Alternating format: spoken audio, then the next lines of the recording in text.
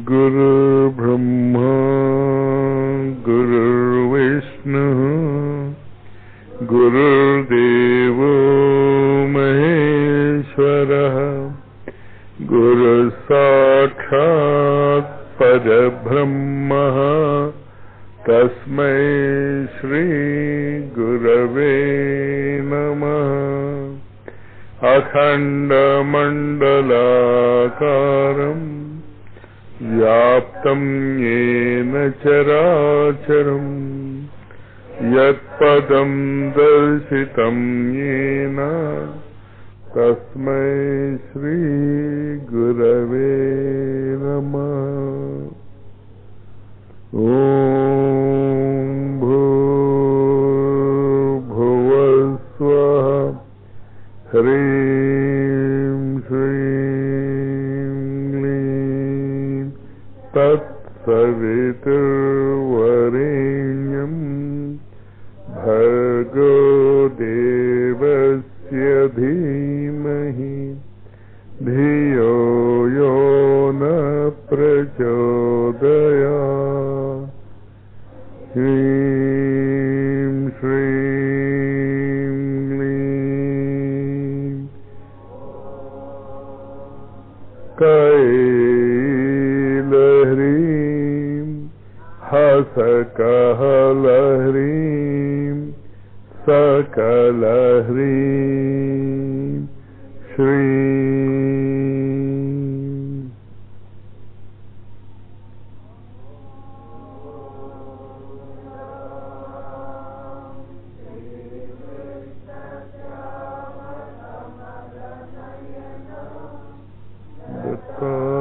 दत्तात्रेयाय शरणं मम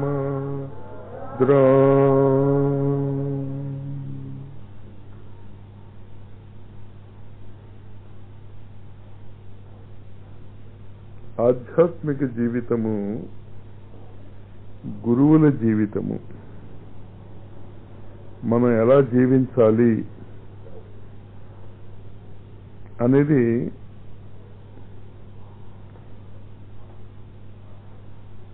ఈ మార్గశిర మాసంలో నేర్చుకోవాల్సినటువంటిది. దానికి మొదటి కండిషన్ ఏం చెప్పాను నేను? భూమి మీద మీరు అవతరించారు అంటే, భూమి మీద మీరు జన్మించారు అంటే మీకు కావలసినటువంటి వనరులు, మీకు కావలసినటువంటి అసిస్టెంట్స్, మీరు సవ్యంగా పని చేస్తున్నారా లేదా అని తెలియజెప్పేటటువంటి సూపర్వైజర్స్ మరియు కొలీగ్స్, సహచరులు అన్నీ ఏర్పాటు చేసి ఉంటాయి. ఎప్పుడు విశ్వ ప్రణాళికలో మీరు పాలు పంచుకుంటూ ఉంటేనే అక్కడ గతి తప్పాం మనం. విశ్వ ప్రణాళిక అనేది మర్చిపోయాం మనం.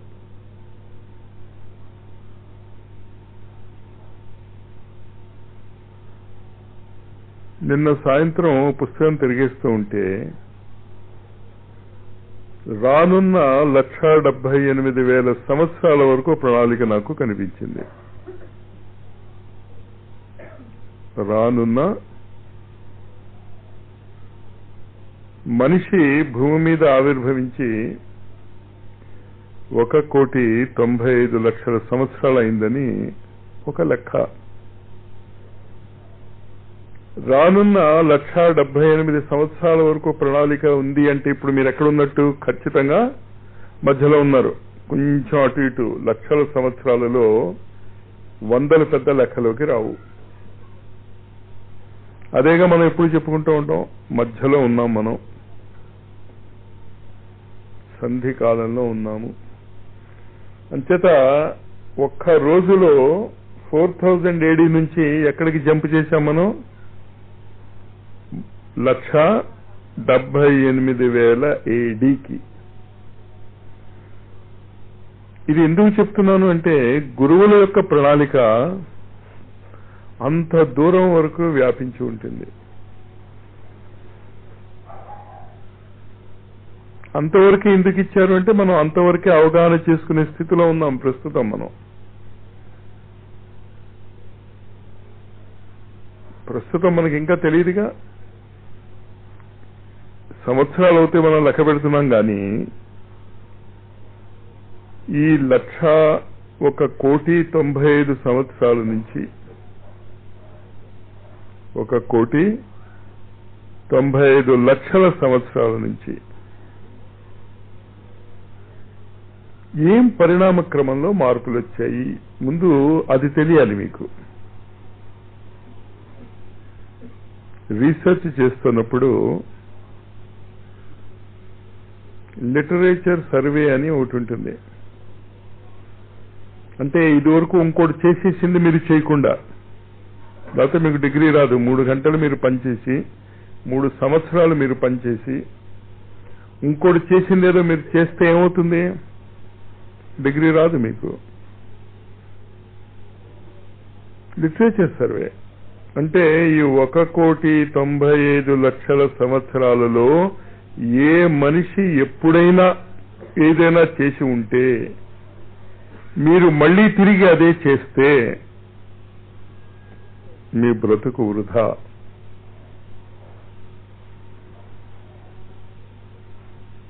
ఏంటి మామూలు మనుషుల గురించి చెప్తున్నా నేను. మరి గురువులు ఖచ్చితంగా ఒక గురువుకి చాలా తేడా ఉంటుంది. ఒకే పాఠము చెప్పరు వాళ్ళు. ఒకవేళ ఒకే పాఠము చెప్పినా చెప్పే విధానంలో తేడాలుంటాయి, గ్రూప్స్ లో తేడాలుంటాయి.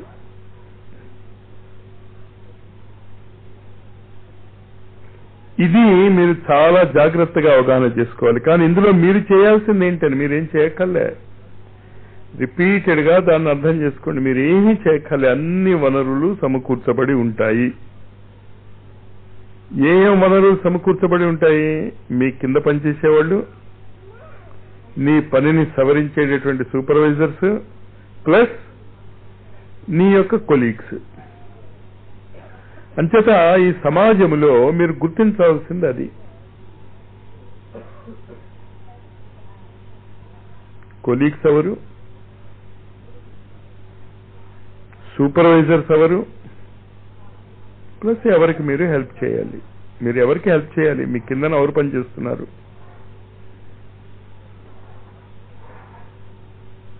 ఈ విషయ ప్రణాళికను అర్థం చేసుకోవటానికి కావలసినటువంటి మొట్టమొదటి మెట్టు ఏమిటి అంటే అహంకారము లేకుండా పనిచేయగలుగుట. బ్యాంకులో క్యాషియర్ ఉంటాడు. రోజుకి వాడి చేతుల్లో చాలా పెద్ద బ్యాంక్ అంటే కోట్ల రూపాయలు మారుతూ ఉంటుంది. వాడే ఇస్తూ ఉంటాడు. నువ్వు చెక్ ఇస్తే డబ్బు ఎవడిస్తాడు? క్యాషియర్ ఇస్తాడు. మేనేజర్ శాంక్షన్ చేసిన, ఇంకోటి శాంక్షన్ చేసి ఏం చేసిన కదా. అంచేత క్యాషియర్ నీకు చూసావా 1,00,000 రూపాయలు ఇచ్చాను ఇవాళ, చూసావా నేను నీకు 1,00,00,000 రూపాయలు ఇచ్చాను అంత మొదలెట్టాడు అనుకోండి. బయటకు వచ్చాక ఏమంటారు మీరు వాడిని? ఒరే నువ్వు నౌకరివి, నువ్వు జీతగాడివి మాత్రమే, నువ్వు పిచ్చి పిచ్చి వేషాలు వేస్తే నీకు పిచ్చెక్కింది అని మెంటల్ హాస్పిటల్లో పెడతారు. మీరేమంటారు? నా కుర్రాడికి చదువు చెప్పించాను, నా భార్యను పోషిస్తున్నాను, నా పిల్లలు చెప్పిన మాట వినకపోతే ఇవాళ తలుపు తాళం వేసాను వాళ్ళని. క్యాషియర్ ఆ మాట అంటే ఏమన్నారు మీరు? మెంటల్ హాస్పిటల్ పంపిస్తానన్నారు. మరి మీరు ఆ మాట అంటూ ఉంటే మిమ్మల్ని ఎక్కడ పంపించాలి? చాలా జాగ్రత్తగా అవగాహన చేసుకోండి. సరి అయిన అవగాహన ఉంటే జీవితంలో మీకు దుఃఖాలు రానే రావు. మీరు సాధనలేం చేసుకోక్కర్లే, ఏ సాధన చేసుకోక్కర్లే. ఓ చెక్ వచ్చింది క్యాషియర్ దగ్గరికి, సంతకం టాలీ కాలేదు, ఏం చేస్తాడు? ఇవ్వడు. చూసావా నేను ఇవ్వలేదు అని వాడు బయటకు వచ్చి అంటే తంతారు వాడిని. వాడు ఎందుకు ఇవ్వలేదు? వాడి నిర్ణయం కాదు అది, ప్రకృతిలో ఉన్నటువంటి నియమానుసారము. మీ కుటుంబాలలో ఉన్నటువంటి సభ్యులు, మీ సూపర్వైజర్స్ యొక్క జీవితాలు, మీ అసిస్టెంట్స్ యొక్క జీవితాలు, మీ యొక్క సహచరుల యొక్క జీవితాలు నడుస్తూ ఉంటాయి. మీరు చేస్తున్నారు అనుకోవటమే మాయ. ప్రకృతి మాయ కాదు, ఇది ఖచ్చితంగా జరుగుతుంది. మీరు అనుకుంటున్నారే నేను నా పిల్లల్ని పోషిస్తున్నాను, నేను నా పిల్లల్ని పెద్దవాడిని చేస్తున్నాను. నిజంగా చేయగలిగితే ఈ కాలంలో అందరూ ఇంజనీర్స్, డాక్టర్సే ఉండేవాళ్ళు. లాయర్స్, బిజినెస్ పీపుల్ ఎవరు ఉండేవాళ్ళు కాదు.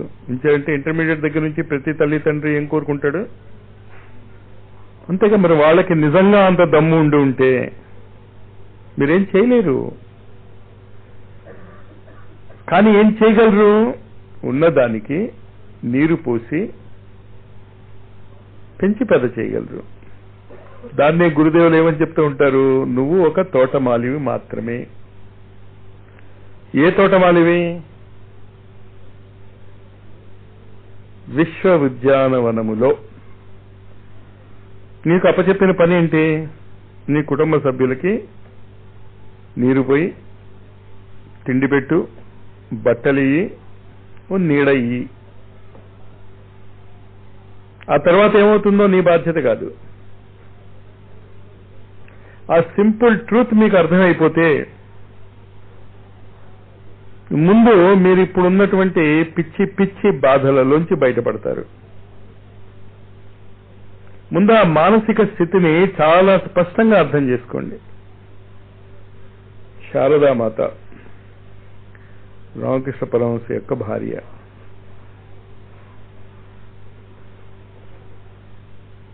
జీవితాంతము ఒక పిచ్చి మేనకోడలు ఉండేది.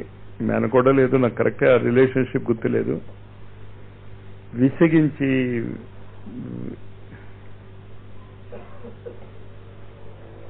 ఏం చేసింది? అనేక మంది రోగాలు నయం చేయగలిగింది. మరి తన పిచ్చి కోడల రోగం, మేనకోడల రోగం ఇందుకు అర్థం ఏంటి దాంది? మిగతా వాళ్ళ రోగాలు నయం చేసింది ఆవిడ కాదు.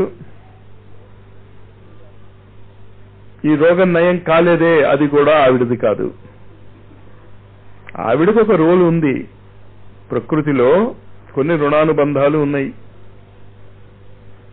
ఆ రుణానుబంధాలు పనిచేస్తూ ఉంటాయి.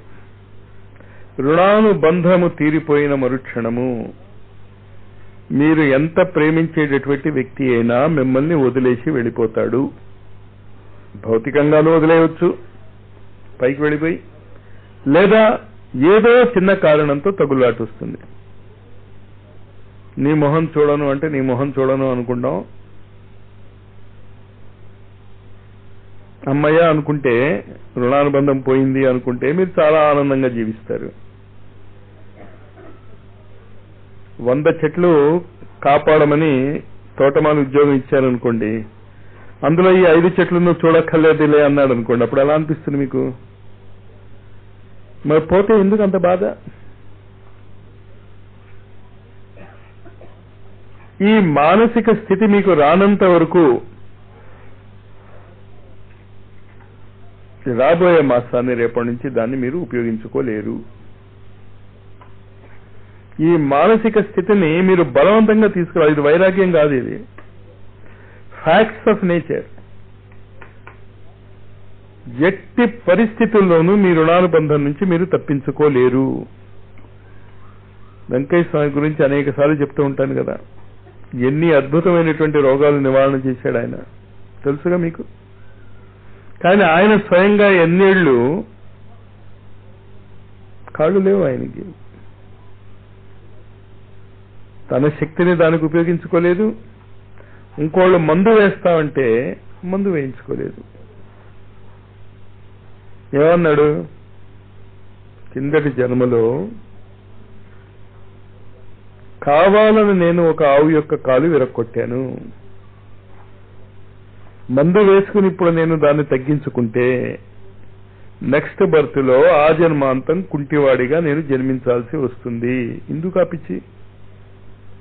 కారణాలు ఎప్పుడైతే తెలుస్తాయో బాధ ఉండదు మీకు.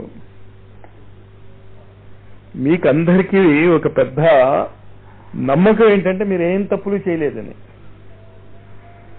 మా అంత మంచివాడు లేదు మాస్టర్.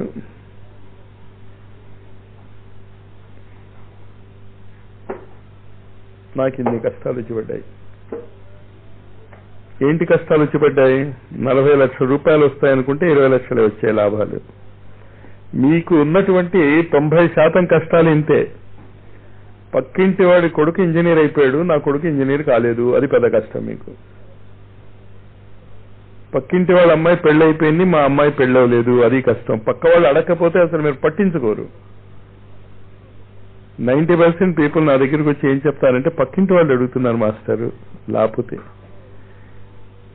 అంటే వాళ్ళకి ఆ కోరిక లేదు, పక్కింటి వాళ్ళు లేకపోతే అడిగేటానికి ఒక స్పెషల్ టెక్నిక్ తెలియదు నాకు. కానీ మీరు కాస్త జాగ్రత్తగా అవగాహన చేసుకోండి. రేపటి నుంచి ఈ మానసిక స్థితి మీకు ఉంటే ఈ 26 రోజులు ఏమిటి? 26 రోజులు మీకు ఉన్నటువంటి మానసిక స్థితి నిజముగా మీకు చెప్పుకోదగ్గ కష్టాలు లేవు. ఎవరికి లేవు మీలో. మీరు వేసుకునే కష్టాలు నేనే లెక్క పెట్టడం లేదు, దానికి ఉంది. దోమలు కుడుతున్నాయి మాస్టారు ధ్యానం చేస్తూ ఉంటే కష్టమే, కానీ అవి చెప్పుకోదగ్గ కష్టాలు కావు.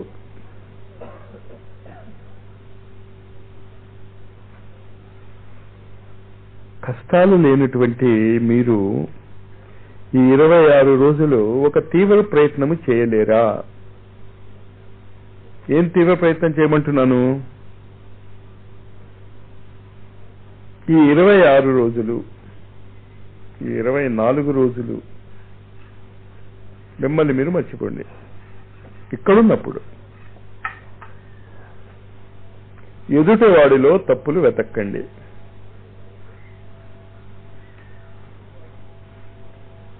ఎదుట వాడిని ప్రేమించటం నేర్చుకోండి.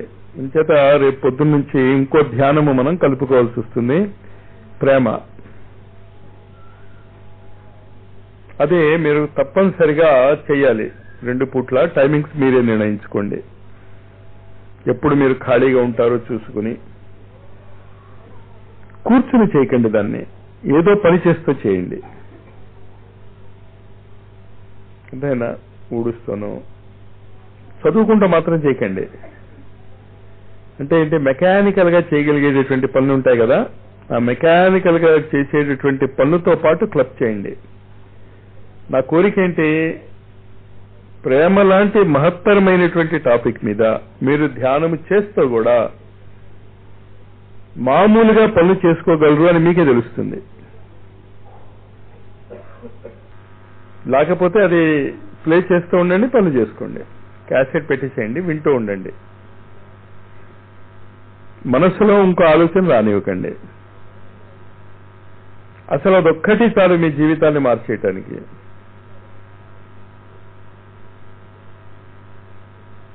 ఇంచేత ఈ మానసిక స్థితులను చాలా జాగ్రత్తగా అర్థం చేసుకోండి. ఒకటి, మీరు మీ జీవితాలలో వనరుల కోసం కానీ, ధనము కోసము కానీ, ఉపకరణాల కోసం కానీ దేనికోసము మీరు వెతుక్కో అక్కర్లేదు.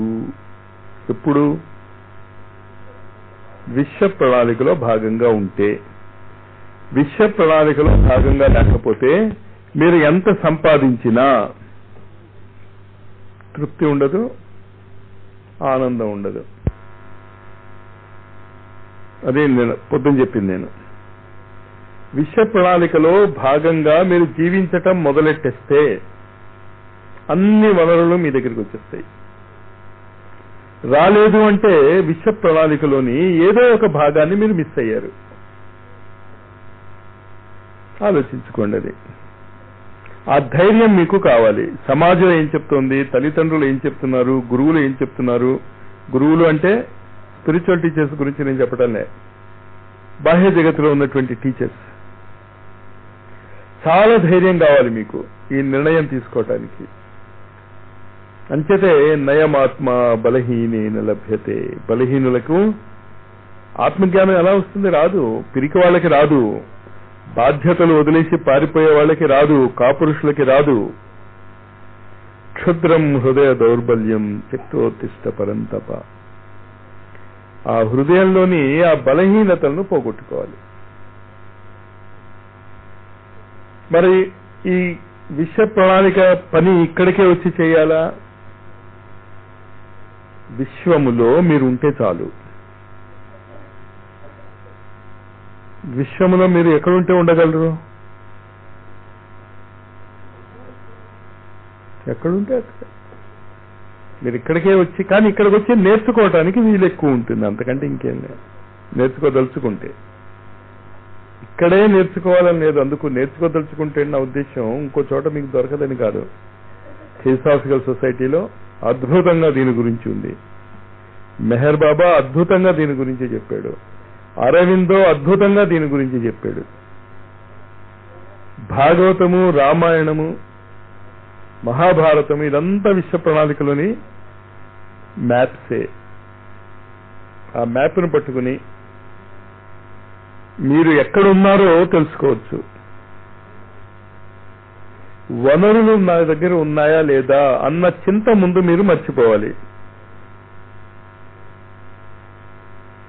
ప్రొఫెసర్ గారు యూనివర్సిటీకి వెళ్తున్నారు, ఇల్లు పీకి పందిరేశారు. ఎందుకుట అంటే ఆయన కళ్ళజోడు కనిపించడం లేదు. న్యాచురల్ కదా, కళ్ళజోడు కనిపించకపోతే ఆయన ఏం వెళ్తాడు? ఆయన భార్య గారు ఆ రోజు సిద్ధి సాయి బర్త్డే ఏదో విజయదశమి ఏదోను గుడికి వెళ్ళింది, సాయి గుడికి. ఈ లోపల ఈ హంగామా అయిపోయిందంతా, ఇల్లంతా పీకి పందిరేశాడు. వచ్చింది, ఎక్కడ నా కళ్ళజోడు ఎక్కడుంది? ఇలా పెట్టుకున్నాడు. అది ఏం కనిపిస్తుంది? అంచేత విశ్వ ప్రణాళిక కోసము మీరు ఎక్కడ వెతకక్కర్లే, మీకే తెలుస్తుంది. ఇంచేత విశ్వ ప్రణాళికలో భాగంగానే మనం పుడతాం, విశ్వ ప్రణాళికలో భాగంగానే మనం చచ్చిపోతాం. సావు బతుకులకి మాత్రం కారణం ఇదే. ఈ మధ్యన మాత్రము సినిమాలు చూస్తాం మనం. కాలేజీకి వెళ్లకుండా పిల్లలు ఎలా చూస్తారో, పుట్టారు విశ్వవిద్యాలయములో, చస్తాము విశ్వవిద్యాలయంలోనే. కానీ మధ్యన ఎక్కడున్నారు మీరు? మీ స్వంత ఆలోచనలు, మీ స్వంత కుటుంబాలు. అర్థమైన ఉదాహరణ. దాన్ని మీరు ఎంత స్పష్టంగా అర్థం చేసుకుని జీవించగలుగుతారో, మీరు వనరులు ఏమీ వెతుక్కోక్కర్లే. అందుకే ఓ చివటం అమ్మ జగన్మాతృ స్థితికి ఎదగలిగింది. కూరగాయలేగా అమ్ముకునేది. చాలా మంది గురువులకి పెద్ద చదువు రాదు వాళ్ళకి, మీ ఉద్దేశంలో వాళ్ళు. అంచేత మాకేమీ వనరులు లేవు, మేమేం పుస్తకాలు చదవలేదు, ఏ గురువు పుస్తకాలు చదవలేదు. రమణ మహర్షి కూడా ఆ రమణ మహర్షి స్థితికి వచ్చాక ఎవరో ఏదైనా ప్రశ్న అడిగితే పుస్తకం తీసి చదివి చెప్పేవాడు. అంచేత ఇంత సిలబస్ ఉంది. దేనికి సిలబస్? దేనికి సిలబస్ ఉంది? రేపు మీరు రాయబోయే పరీక్షకి. మరి ఎలా? విశ్వ ప్రణాళికలో భాగంగా మీరు జీవించగలిగితే మీరు చెప్పిందే రామాయణం అవుతుంది, మీరు చెప్పిందే వేదం అవుతుంది, మీరు చెప్పిందే masters degree in solar consciousness అవుతుంది. వనరులు వెతుక్కోకండి మీరు. రెండోది ఏం చెప్పాను? వనరులు వెతుక్కోవద్దని నాకేం చెప్పాను? మీరు ఏమీ చేయటం లేదు. క్యాషియర్ ఉదాహరణ ఇచ్చాను నేను మీకు. కానీ క్యాషియర్కి బాధ్యత ఉంటుందా ఉండదా? బాధ్యత ఉంటుంది. అలాగే మీ కుటుంబానికి కానీ దాంది కానీ బాధ్యత ఉంటుంది. కానీ అది మీది మాత్రం కాదు. ఆ డబ్బులు కానీ ఏవి కాదు మీవి మాత్రం కావు. కానీ పోతే మాత్రం వాయించేది మిమ్మల్ని. ఇక్కడ అంతే. ఈ చిన్న విషయాలను అర్థం చేసుకుని ఒక్కసారి కళ్ళు మూసుకోండి.